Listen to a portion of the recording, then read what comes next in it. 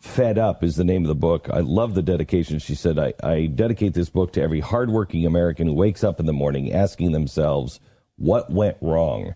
I think what's coming in the next couple of years is going to have people, many more people asking that with probably their fists out in front of them. You know, I think that we are reaching, I mean, I don't want to be a scaremonger in any way, shape, or form, but I think that the election taught us that we are reaching a boiling point in this country, in France, in Italy. There are too many young, energetic, intelligent, and yet disconnected people out there who need to be part of a viable and vibrant workforce. And you cannot contain that anger indefinitely before something goes wrong. Let me go back to your time on Wall Street. You worked on Wall Street, and you kind of saw that from the inside, were pretty disgusted by it. You came to Dallas after 2001, after the 9/11 tragedy. For obvious reasons, you started exposing the game on Wall Street through the Dallas Morning News. And Richard Fisher, head of the Fed, some of your articles and said, we need her kind of thinking around here. Now, Richard Fisher was one of the guys who you could kind of trust in the Fed because he would buck the system. He had some common sense in him, at least. He didn't mind getting his wrist slapped. Yeah. He was a brave guy. You come in, you start doing research, and you start seeing the problem with the housing bubble, and no one will listen to you. My hair was kind of on fire. It really was. And I kept thinking, there's a movie that came out years ago called Weekend at Bernie's, where they kind of prop up a dead guy for the bulk of the movie. Right. And I kept thinking maybe I was in the presence of people who'd actually been embalmed. I'm like pointing at them going, do you not see what's happening here? Is it just me? Because millions of people are going to lose their homes. This will not make millions of people happy. No, real estate is a local thing. We haven't seen nationwide home prices since the Great Depression. That's what Alan Greenspan said. That's what Ben Bernanke said. And if they said it, it's true. So it's going to be a local situation, and it's going to be contained, and everything's going to be fine. And I'm going, really? You think so, huh? What about that whole nationwide banking thing that really hadn't existed before? And have you seen this guy named Angelo Mazzillo who runs Countrywide? Forget for a fact, the minute that he's orange, but do you really think that it's any mistake that all these subprime lenders have cropped up overnight, and that, somebody who's making $25,000 a year is in a $500,000 mansion? The math used to not work there, but it does mysteriously today. Help me out here. Explain why the subprime mortgage thing happened, because people will blame that on, some people will blame that on the Democrats, saying we have to get everybody into a home. And that's partially true, but that's not the game. But it was also bipartisan. Every politician and people love to hear that. It's the American dream. So what if you can't afford it? But was the driving force from politics, or was it from the banks? No, it was the banks. It was the credit rating agencies. Explain those two things. Okay. The banks wanted paper. They wanted product. They wanted their little widgets, as I said last week. They wanted things that they could put inside of a security and sell for a big fat fee off to investors. It was one of the most glorious times on Wall Street because the fees were enormous. But you can't sell something on Wall Street if it doesn't have the general health good stamp of approval. You can put this in your body and it'll make you good. That's where the credit rating agencies came in, and as they might have said, well, Berkshire Hathaway is this great big company run by this man named Warren Buffett, so we're going to give him a AAA credit rating. And this subprime toxic piece of garbage mortgage, well, we're going to give it also a AAA credit rating. And isn't that special? It makes it a lot easier to sell that way. And it also involved investors turning a blind eye, not doing their homework, not performing adequate due diligence, and saying, well, it's got a AAA credit rating, so therefore I'll buy it. And you had the real estate lending community, these mortgage brokers that were operating, many of them out of their trunks, making more money than they ever had. All the real estate agents, that were saying, people might have been going, God, this seems like home prices have gone up a lot. Should I really be buying in here? Oh, yes, screaming bargain. There was a lot of complicity that was required beyond the politicians and beyond the Federal Reserve. Including us, who walked in, and some were told, oh, I don't even need to see how much you make. You don't need to prove even your name. And don't worry about that. And we will sit there because we want that home. We want that whatever it is we're buying. Oh, yeah. And we later scream victim, but we're not victims. We're part of it too. Look, they were called liar loans. There were some mortgages that actually could grow as a factor of time. You skip a payment, why bother? There were companies like Countrywide that you had a guy with an X-Acto knife cutting out the income window. This is fraud we knew was perpetrated that has never managed to get to court properly. Why? But we knew that there Why? was, well, you tell me about the era in which these things blew up. I'm sorry, but it didn't take a prosecutorial genius to figure that one out, because the fraud was known. The fraud was flat out in your face, and yet it was never prosecuted. We had no perp walks. So why? Honestly, why? Because everybody is connected? Everybody's part of it? I think it's a failing of the prosecutors that we've had over the past 10 years. Really, I do. Nobody wanted to. I'm telling you, you did not need a legal genius to figure this one out. Right.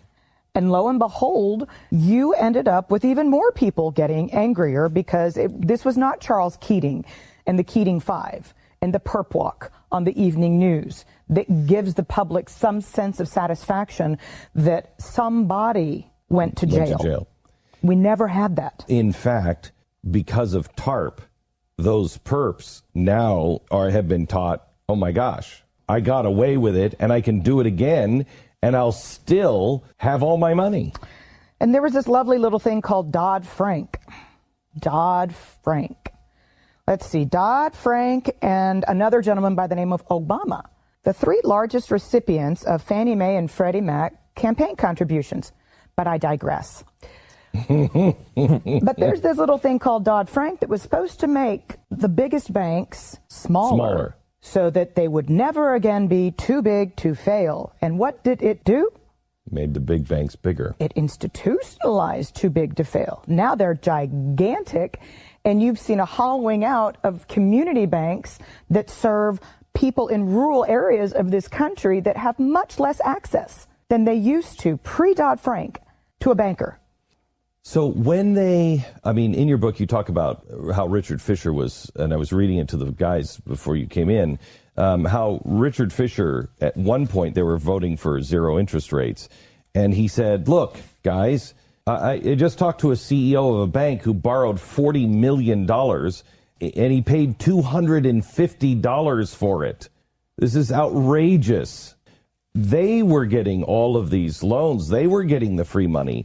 But the average person and the person who 70% of all jobs are created by small business owners. That's right. And they're not able to get a loan. Mm-mm.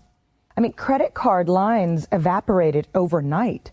A lot of small business owners used those credit lines from their credit cards for operating income to keep their businesses up and running.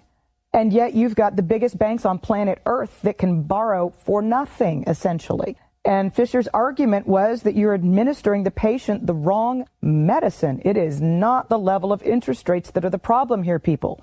Back off. If you lower interest rates to the zero bound, do you know you're going to take down retirees with you to the slaughter? Right. You're going to take down the pensions. All of it's going to fall apart. Right. Life insurance companies can't operate in this environment, period. You need a curve in the yield curve. I don't want to throw a technical term out there, but we're not in a natural world with interest rates at zero. It just makes no sense. And he tried to say that, and the professors gave him the pushback and said, our models tell us it needs to be at zero before we can start blowing up our balance sheet. You said that in August of 2007, this whole thing was designed. Everything that we found out about in November when there was an emergency meeting and, oh my gosh, everything is going to come apart. You said the Fed decided all that months before and designed all of this. When I sat down to write Fed Up, I thought I knew a lot about the Federal Reserve. When I found out about the Bernanke Doctrine, it has a name. Bernanke and Doctrine are both capitalized. This plan that was cooked up in private in Jackson Hole in August 2007 with Bernanke and his closest lieutenants, I was sickened. I was mortified. And again, I know a lot about the Federal Reserve, but I didn't know that you could take a small few off and decide in private the fate of a country. It didn't sit right with me. I'm going to pick it up there on the decision of a fate of a country in just a few minutes. A group of men led by Ben Bernanke come up with something called the Bernanke Doctrine in Jackson Hole. This is August 2007. It's a secret meeting to where, remember the panic, and everybody was like, oh my gosh, this just happened, and we didn't know what to do, so we all gathered together, and somebody had to do something. You found the Bernanke Doctrine in the Fed and realized, wait a minute, that this was all planned before it ever happened. Mm-hmm. That's how really brilliant academics operate. They whip a model out, and it really doesn't matter what's happening on planet Earth, but they plan accordingly. And the plan involved and required getting interest rates to zero as a first requirement before the Fed could start buying up treasuries and buying up mortgages to blow up its balance sheet, which before this all started was around 860 some odd billion. Today we know it's 4.5 trillion.